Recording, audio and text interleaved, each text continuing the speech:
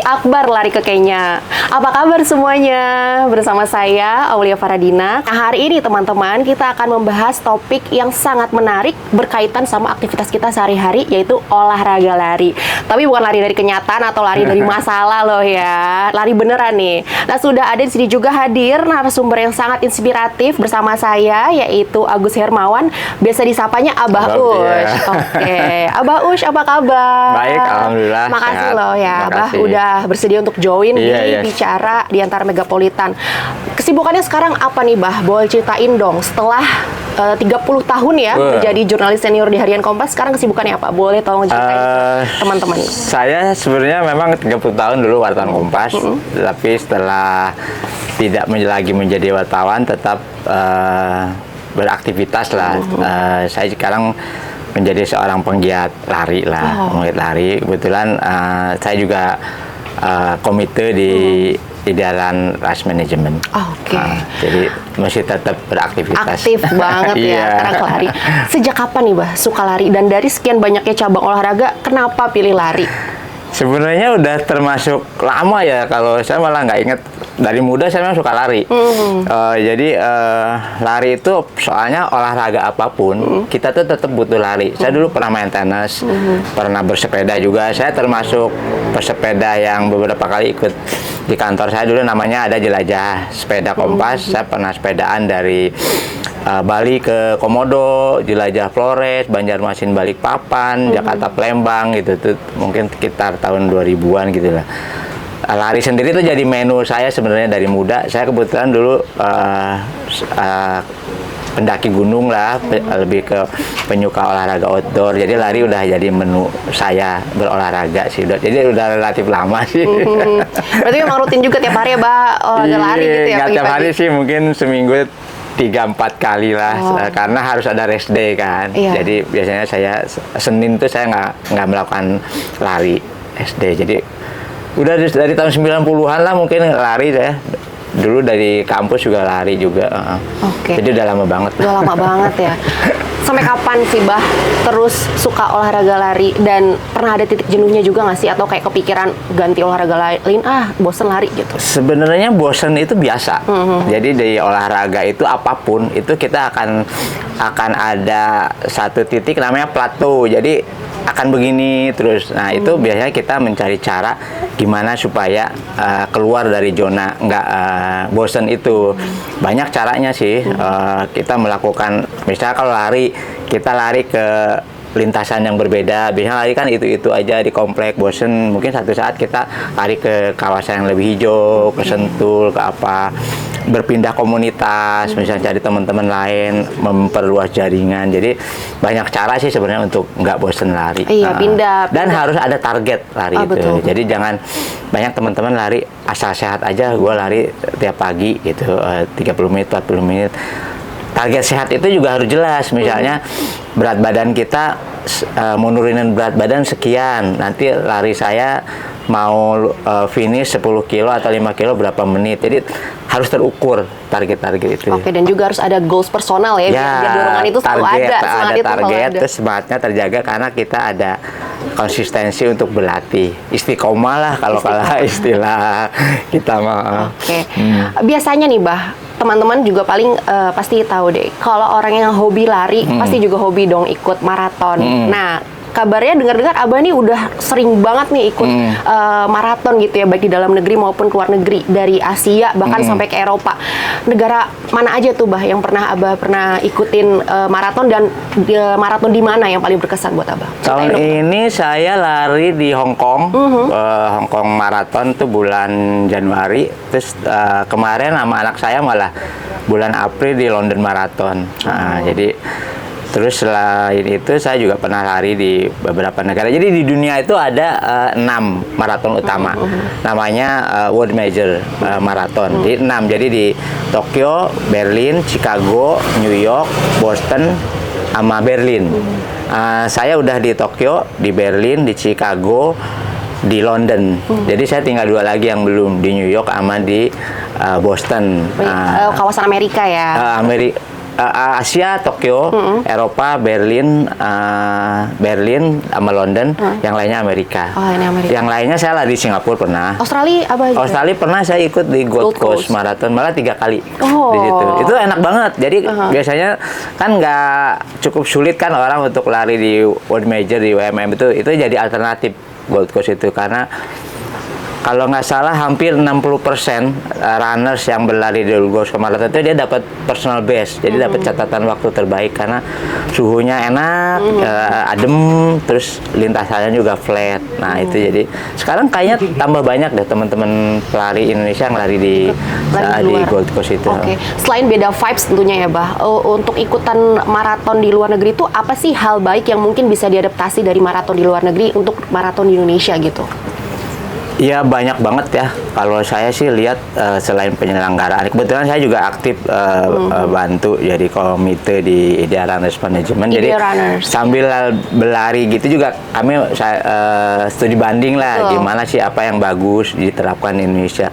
Sebenarnya memang kita masih jauh untuk bisa bikin event maraton seperti di maraton-maraton utama tadi, tapi bukan hal yang nggak mungkin gitu lah, hal yang nggak mungkin sepanjang mereka juga lama kok, ada yang 40 tahun, 50 tahun gitu. Sementara kita mungkin baru kayak Bali Marathon aja mungkin baru ke 10 kali ya, 10 kali apa ke 11 gitu. Jadi memang masih panjang kita untuk belajar mendapat sebuah maraton yang seperti pelari inginkan. Jalanannya clear, nggak ada kendaraan, nggak ada caci maki dari pengguna lalu lintas lain gitu-gitu kan. Terus karena apa? Karena di sana kan sarana transportasi umum udah mumpuni kan. Kalau kita nggak ada kendaraan umum, pakai mobil pribadi kan umumnya kan. Orang masih, walaupun di Jakarta sebenarnya udah relatif baik namanya angkutan umum, tapi orang masih ogah-ogahan kan pakai angkutan umum. Nah itu kan jadi dia agak susah untuk meninggalkan angkutan pribadi, ngasih peluang dulu deh buat teman-teman yang mau maraton gitu kan. Dan nggak di Jakarta aja, di kota-kota lain juga begitu. Oke. Dari segi safety-nya, Bah, di sana? Gimana? Dari segi safety-nya atau keamanannya? Safety-nya itu number one ya, safety first lah. Itu juga kami coba serap, saya sama teman-teman di Idearan itu pengen bikin race itu seperti yang pelari inginkan, yang rutenya aman, nyaman, seperti itulah. Safety itu mereka benar-benar apapun di itu, medik seperti apa itu, ada running dokter di Tokyo ada, kita absorb juga jadi salah satu running dokter. Jadi ada sejumlah dokter lari bersama teman-teman pelari, selain tim medik yang standby, mereka lari di antara pelari. Nah, itu mantau tuh mereka, nih ada teman-teman lari kondisinya seperti apa. Jadi kalau ada emergency itu bisa udah tahu mereka baca minimal. Ya. Teman kan mereka pelari juga kan, tahu lah teman-teman lari yang udah kepayahan, lu masih kuat nggak, gimana kondisi, ayo oke gitu kan. Nanti kalau dulu kayaknya aku udah nggak capek, udah kamu minggir dulu atau gimana, mereka mungkin kalau agak kram dibantu gitu, walaupun ada tim medik yang sudah siaga juga. Oke. Lalu Bang, ngomong-ngomong sekarang kan olahraga lari itu sepertinya sudah semakin banyak gitu ya peminatnya, bahkan sampai ke public figure kayak dari pejabat gitu, Bima Arya, Sandiaga Uno kelihatan suka lari. Terus artis-artis kayak Dian Sastro, Daniel Mananta suka lari. Apa memang sekarang olahraga lari itu sudah jadi tren ya, Bah? Dan gimana nih Abang lihat perkembangan olahraga lari di Indonesia? Saya malah melihatnya nggak lagi sebagai tren. Jadi ya mudah-mudahan udah menuju ke lifestyle, ke gaya hidup sehat gitu loh. Dulu kan orang masih menduga-duga, masih mendebak-nebak lah, hari ini cuma sesaat lah, nanti juga ada olahraga lain akan hilang gitu kan, kayak pandemi gitu kan. Pandemi itu yang lagi booming kan sepeda kan, semua orang naik sepeda kan, harga sepeda gila-gilaan, mahal banget waktu itu kan. Nah, tapi yang lari itu ternyata tetap lari, walaupun mereka nggak berkelompok. Mereka kan waktu pandemi ada pembatasan, orang nggak boleh berkumpul kan. Jadi mereka tuh masih tetap lari sendiri-sendiri apa gimana, karena olahraga paling aman tuh waktu itu memang olahraga sendiri kan, nggak bisa berkelompok. Selain sepeda. Setelah pandemi ternyata sepedaan nggak selalu kayak dulu kan, mulai malah orang yang dulu misalnya waktu pandemi orang-orang yang lari ada yang sempat ikut sepedaan juga. Sekarang malah sepedaan nggak terlalu rame, kecuali yang hardcore lah, yang teman-teman masih bersepedaan, teman-teman saya juga itu. Yang lainnya malah lari sekarang. Jadi kalau dibilang lari sebagai tren, saya malah mungkin agak nggak sependapat. Nah, lari itu kedepannya justru akan menjadi lifestyle. Bagus banget buat kita karena katanya kan kalau orang kayak di negara-negara maju lah, di negara maju itu jangan jauh, nggak usah jauh-jauh lah, Singapura. Saya pernah tuh di Singapura lagi nongkrong di Marina Bay jam makan siang, saya ada orang-orang lari. Kok saya pikir 1-2, ternyata banyak. Ramean. Nah, karena ada orang banyak, kenapa? Ternyata mereka itu memanfaatkan waktu istirahat untuk lari gitu loh, untuk lari. Jadi lumayan kan istirahat sejam, mereka mungkin lari 30 menit, sisanya mereka beberes, mungkin makan siang, mungkin sholat kalau yang muslim ya. Itu ternyata udah seperti Diisi kebutuhan dengan itu, lari, ya, udah kebutuhan itu. kebutuhan. Jadi kalau sekarang teman-teman selebritis ya istilahnya, pesohor lah, itu ikut lari bagus sih menurut saya itu. Tapi Jadi bisa menginfluence orang lebih banyak lagi orang ya. memberi Motivasi. motivasi walaupun saya tetap ngasih catatan bahwa untuk lari maraton, untuk hal maraton itu butuh proses, butuh latihan yang proper istilahnya, nggak ujuk-ujuk, nggak latihan tiba-tiba oh ternyata si A ini bisa maraton ya. Mungkin mudah-mudahan mereka berlatih secara script lah ya, rahasia, mereka nggak diekspos. Tapi yang terekspos ke masyarakat kan seolah-olah oh maraton itu bisa kok, si A juga bisa kok, nggak perlu latihan. Padahal untuk saya selalu bilang semua orang mungkin bisa maraton, saya bilang. Tapi ada syaratnya, ada sejumlah syarat yang harus dipenuhi. Jangan salah loh, orang untuk maraton itu bahkan katanya menurut beberapa referensi itu kalau kamu udah lari setahun, udah menekuni olahraga setahun, kamu boleh maraton. Dan latihan untuk satu kali maraton itu butuh waktu 16 sampai 18 pekan gitu loh. Jadi nggak gampang. Oh ya, emang ada latihan terus. Latihan terprogram, disiplin, nggak bolong-bolong latihannya. Justru bagus sekarang kalau banyak pejabat, banyak apa lari, walaupun terus terang ya buat kami yang bikin penyelangan rally, mohon maaf aja. Kadang-kadang cukup merepotkan. Sekarang kan musimnya medsos ya. Itu teman-teman pejabat itu, bapak-bapak yang beliau-beliau ini seringkali bawa tim medsos. Bawa tim medsos, dia merangsek ke peserta ke runner. Kadang-kadang tidak pakai nomor dada atau bib itu. Padahal di dalam tanda petik haram orang yang tidak memakai nomor dada bib berada di area lomba.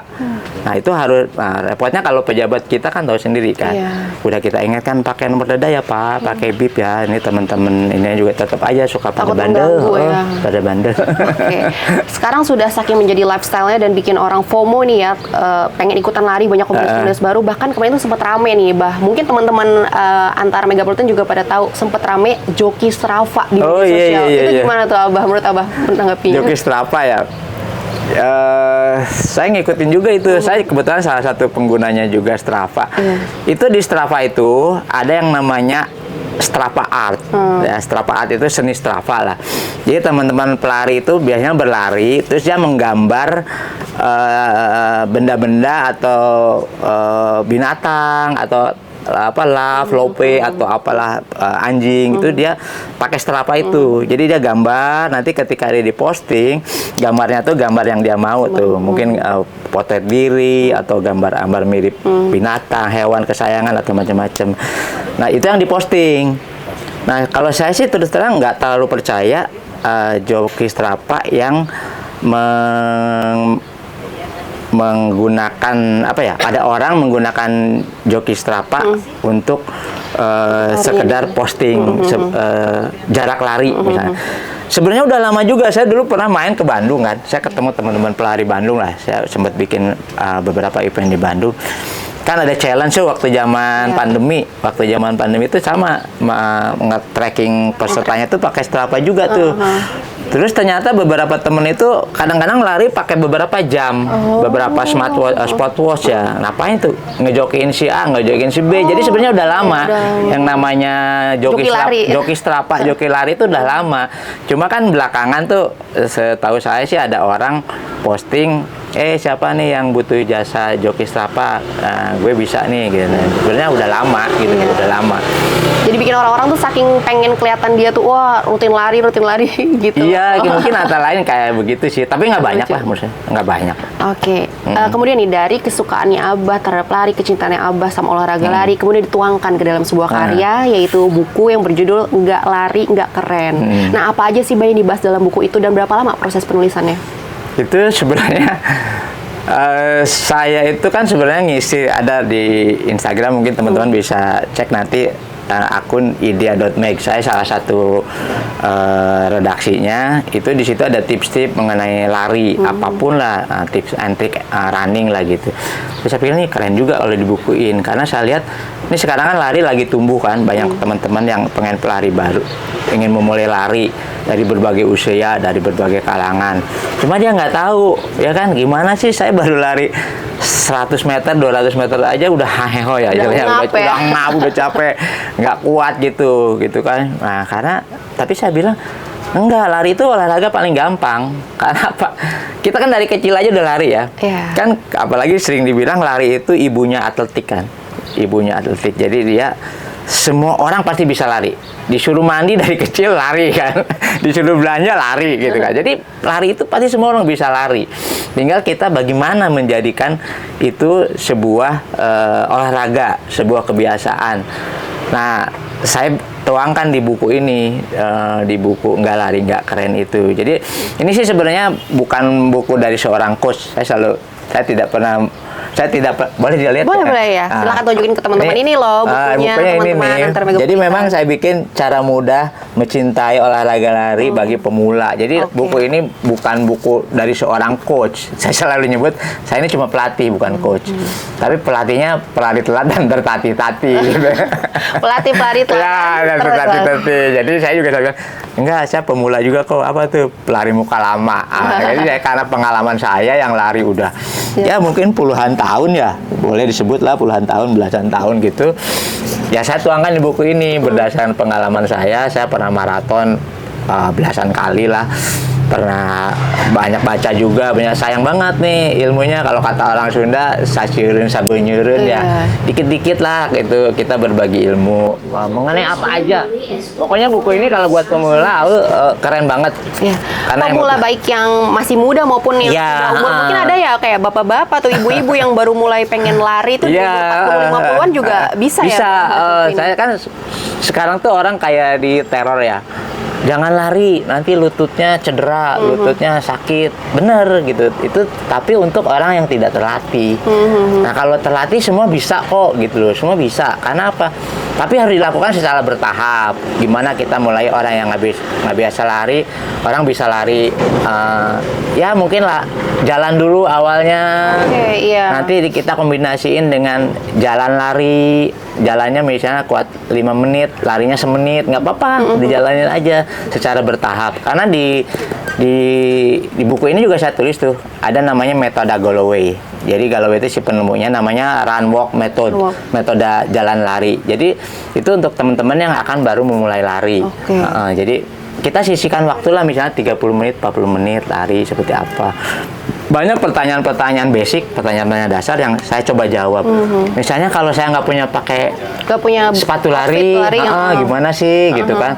Terus pilih sepatu lari yang bagus tuh gimana sih gitu, kayak hal seperti itu. Jam juga, terus baju, jersey-nya tuh yang buat lari pakai baju bagusan katun apa macam-macam kan. Sekarang bahannya teknologi udah maju kan, ada dry fit, ada Climacool, tergantung brandnya, ada macam-macam. Jadi buku ini bener-bener ya daging lah kalau ngomong lah istilahnya, buat pelari bener komprehensif ya baju. Jadi teman-teman nggak cuma soal gimana memotivasi untuk olahraga lari, bahkan juga sampai ada tips-tipsnya untuk memilih outfit lari gitu ya. Jam misalnya, gimana sih jam lari, butuh apa sih jam, kenapa orang harus pakai jam lari. Kan sekarang memang ada aliran nggak perlu jam. Nah, kita nggak perlu jam olahraga, dengerin aja ya tubuh kita, listen your body gitu kan. Ada di sini ditulis juga, kapan kan hal seperti itu. Jersey kuat perempuan misalnya, banyak teman-teman pelari perempuan tuh nggak tahu bahwa olahraga tuh buat perempuan tuh harus pakai sport bra. Sorry Iya. pakai sport bra karena kalau nggak dia akan cedera. Oh iya, harus khusus ya, Bang, ya? Harus khusus, dia ada bra yang didesain khusus untuk olahraga. Banyak banget hal-hal kecil yang perintilan yang saya kira banyak untuk diketahui. Hal-hal kecil tapi penting ya untuk yang Iya, pengen iya. untuk lari. Saya bikin ini juga loh, saya kumpulin nih istilah-istilah Istilah-istilah. dunia lari nih. Iya. Jadi Kayak apa, Mbak, contohnya kasih tahu? misalnya bandit runner, apa sih bandit runner itu? Apa tuh, Gitu. Bandit runner itu gini, yang tadi saya bilang. Bandit kan kalau orang ikut race itu dia harus pakai nomor dada. Oh ya. Pakai bib. Di bib itu ada data kita. Ada data kita, emergency kontak, golongan darah, terus chip. Biasanya ada chip. Di situ chip yang akan mendeteksi kita nanti larinya berapa lama waktu tempuh. Nah, banyak orang yang berlari, mereka yang punya BI itu dapat fasilitas kan dari penyelenggara lomba. Kamu boleh ambil minum di water station, boleh nanti refreshment macam-macam, aman. Nah, pelari yang ngebandit itu dia nggak pakai itu, dia lari aja ikut. Gua nggak ikut lari aja deh, gua nggak ambil medali misalnya. Tapi dia memanfaatkan rute lari itu, memanfaatkan fasilitas lari itu. Nah itu bandit runner, kayak gitu-gitu. Istilah-istilah lain juga banyak banget nih. Banyak banget. Berarti memang sangat-sangat recommended nih buat masyarakat baik yang hobi lari maupun yang memang ya suka baca gitu ya untuk Kalau saya menambah bercandanya nggak beli nggak keren. Nggak lari nggak keren, nggak beli nggak keren. Oke, Bah, sekarang ke event lari lagi nih. Untuk gimana? maraton, untuk event-event lari itu kan pasti ada IO-nya. Nah, sekarang banyak kan bermunculan IO-IO untuk event lari gitu. Memangnya seberapa menguntungkan sih kalau menjadi IO untuk olahraga lari mengadakan event gitu, dan apakah ini jadi ini soal bisnis atau jadi soal olahraga nih, Bah? Ya kayaknya dua-duanya sih berkepentingan ya, soal olahraga, soal bisnis gitu. Memang sekarang banyak bermunculan bukan event organizer, namanya running organizer. Tapi banyak sekarang teman-teman yang bergerak di bidang event organizer juga bikin running organizer, penyelenggara lomba. Nah itu kita kebetulan ada di Idearan Race Management, salah satu running organizer juga gitu loh. Biasanya kita nih kayak semacam membantu menyelenggarakan race. Biasanya itu ada brand-brand kan, atau instansi atau pihak-pihak, namanya event owner, bikinin saya dong untuk bikin sebuah lomba lari gitu. Dan urusannya nggak harus selalu menguntungkan secara profit. Buat brand itu. Dia kan nanti ada branding, marketing kan. Iya. Ada untuk mungkin bangun awareness brand dia terbangun gitu-gitu. Karena kalau dari segi menguntungkan, untuk diketahui ya, yang dibilang teman-teman juga bilang mahal banget bayar ikut race kan, mahal banget kan, relatif mahal lah. Misalnya lari 5 kilo orang harus bayar 250 ribuan, 300 ribuan. 10K mungkin 400-600 ribu. Half marathon mungkin 600-800 ribu. Lebih tinggi lebih mahal. Maraton mungkin 900 ribu sampai sejutaan untuk ikutan race itu. Tapi sebenarnya di kita itu hanya mengcover 20% loh dari katakanlah indeks yang harus dikeluarkan untuk satu orang runners. Dari mana kurangnya? Itu kita dari sponsor yang mau bergabung sama kita. Seperti itu. Jadi juga bagus. Jadi kan yang saya bilang tadi, teman-teman pelari itu kadang-kadang kan latihan lari itu harus ada tujuan kan. Tujuannya apa? Saya pengen kuat lari 5 kilo, saya pengen kuat lari 10 kilo, saya pengen nyobain maraton. Nanti setelah itu dia akan meningkat lagi. Saya ingin 5 kilo di bawah 30 menit. Saya ingin lari 10 kilo di bawah 1 jam. Nah ini untuk itu tuh ada target-target, ada timing kan. Si penyelenggara race harus memberikan fasilitas atau kebutuhan yang bisa memenuhi keinginan si runner itu, goal si runner itu, dengan cara membuat sebuah race yang proper, yang aman, jaraknya terukur. Di kami jaraknya itu harus selalu terukur. Kalau 10 kilo, di daerah itu pasti 10 kilo. gitu. Karena banyak kalau kita lihat tadi, maaf ya, ada teman-teman lari udah lari finish gitu, ternyata dia masih keliling-keliling. Kenapa masih kurang katanya jaraknya di jam dia kurang dari 10 kilo Jadi atau 5 kurang kilo. terpenuhi ya, gitu maksudnya. Padahal itu yang namanya pelari. Makanya di kita ada slogan lah, menghormati jarak, menghargai pelari. Jadi menghargai jarak, menghormati pelari, bolak-balik lah. Itu si jarak itu orang itu untuk membuat waktu lebih baik 10 detik aja, 15 detik aja, itu susahnya bukan main. Jadi jangan kita hianati si runner itu dengan jarak yang tidak tepat. Nah, makanya kita harus diukur ulang, diukur bener-bener manual loh, nggak pakai, kita punya alat namanya Janus Counter, itu ditempel di sepeda pakai skala, disertifikasi, di apa. Nah, nanti biasanya kita tergantung tuh, nanti kita minta bantuan PASI misalnya, induk organisasi atletik untuk mensertifikasi rute itu. Baik, oke, Bah. Boleh sedikit aja juga Bah ceritain dikit tentang aplikasi lari, aplikasi lari yang Abah kembangkan itu GoTechMe. Boleh tahu ceritain dikit aja, Bah? Itu apa tuh kegunaannya dan gimana cara? Gini, sebenarnya aplikasi lari ya, maksudnya aplikasi lari itu banyak banget. Jadi banyak teman-teman yang katakanlah belum punya jam, mereka bisa pakai handphone. Di handphone tuh banyak yang tadi awal bilang, ada Strava, ada Garmin Sport, ada macam-macam gitu. Itu untuk nge-tracking lari. Tracking kalau lari berapa kilo, pace-nya, kecepatan, rutenya mana gitu. Tapi kita tadi saya bilang kan, teman-teman lari tuh pengen exposing kan. Sekarang kan zamannya medsos ya kan, kalau lari nggak diposting di medsos, ngapain gue lari, kira-kira gitu kan. Nah, kebetulan saya bangun juga sama teman-teman satu platform lah, aplikasi namanya GoTechMe. GoTech.me. Itu jadi teman-teman nanti kalau habis race atau lomba lari di mana gitu, nyari fotonya tuh gampang banget. Jadi nggak perlu cari satu-satu di satu, katakanlah Google Drive gitu atau gimana. Kita pakainya nomor dada. Jadi masukin nomor dada di GoTechMe itu, di bip, langsung keluar nanti foto-foto kita itu yang ada wajah kita itu akan keluar pakai web. Dan saya juga heran sendiri tuh si sistem si AI ya, AI itu dia bisa mengenali loh. Kalau misalnya nomor kita udah ketahuan nih misalnya, tapi nanti ketika nomor kita ketutup, dia tuh ternyata udah mengenali wajah kita. Ada face recognition-nya juga? Enggak, kita nggak pakai. Justru kita nggak pakai recognition. Kita menghindar pakai recognition karena khawatir melanggar UIT, privasi orang kan. Itu ada aturannya kok. Jadi kita memang sengaja, walaupun kita bisa dengan mudah menggunakan teknologi itu, menjerap teknologi itu, kita cuma pakai bib number. Tag number.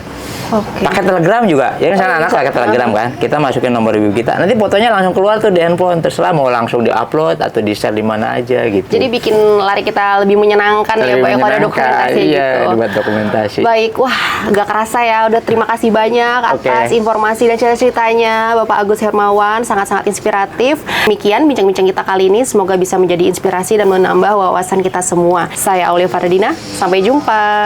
Terima kasih. Terima kasih, Bang. Ya, Sehat terima kasih. selalu.